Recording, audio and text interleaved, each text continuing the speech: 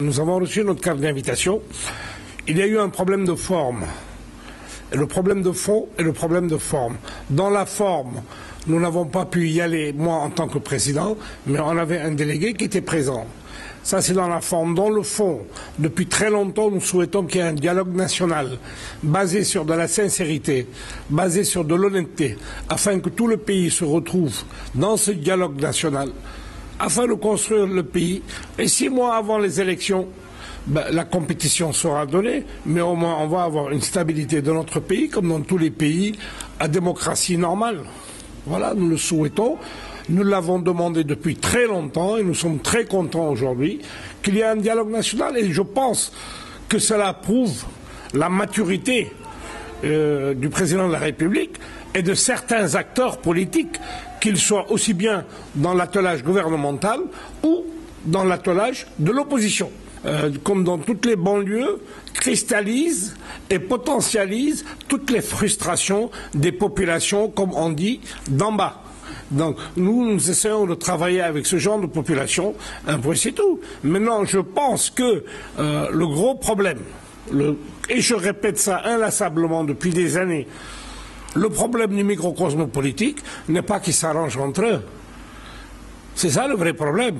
Le problème, c'est quels sont les effets induits d'un dialogue national sur l'ensemble de la population, et particulièrement les populations défavorisées, les populations qui ont besoin de l'État, de la puissance publique, pour pouvoir s'organiser, pour pouvoir essayer de créer des lendemains meilleurs.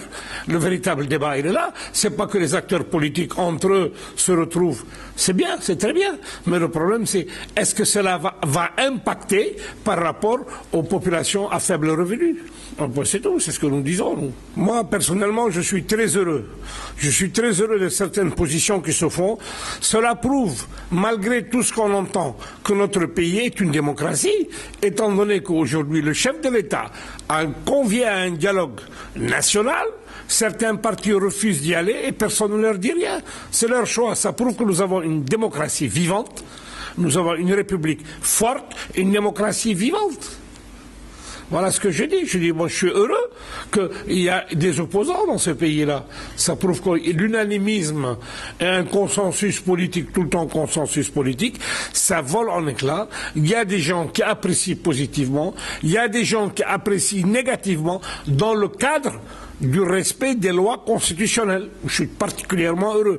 Maintenant qu'Idrissa Seck ne veut pas s'asseoir à la table du dialogue national, et les autres qui ne veulent pas s'asseoir, moi je les respecte, je respecte leur choix, c'est leur droit, tant que cela reste dans une opposition constitutionnelle. Le microcosme politique est très dangereux. Aujourd'hui, vous avez des gens qui vont s'insulter. Moi, j'ai eu des gars qui étaient venus dans mon bureau pour parler, faire un clan oppositionnel au président de la République, et d'une manière très véhémente. Et 15 jours après, ils étaient reçus au palais. Donc moi, je dis qu'aujourd'hui, il y a un vieil adage français que j'aime beaucoup et qui s'applique particulièrement dans notre pays. Et cet adage dit « Qui veut noyer son chien l'accuse de rage ». Voilà, c'est ma réponse. C'est tout ce que j'ai à dire sur cette question-là. Vous savez, on utilise le mot deal, est un mot américain. Moi, je préfère parfois, dans mon concept politique, des compromis historiques. La politique est faite de compromis. Mais maintenant, si le compromis doit verser vers la compromission, moi, je ne suis pas d'accord et je ne le ferai jamais. Les compromis, c'est une nécessité parfois pour arriver. Mais si nous devons brader nos valeurs, je dis non, je ne suis pas d'accord. C'est une nécessité, le fichier électoral, quand on dit révision du fichier électoral. Chaque fois, on brandit fichier électoral, triche et ainsi de suite. Moi, je pense qu'on va changer les cartes d'identité.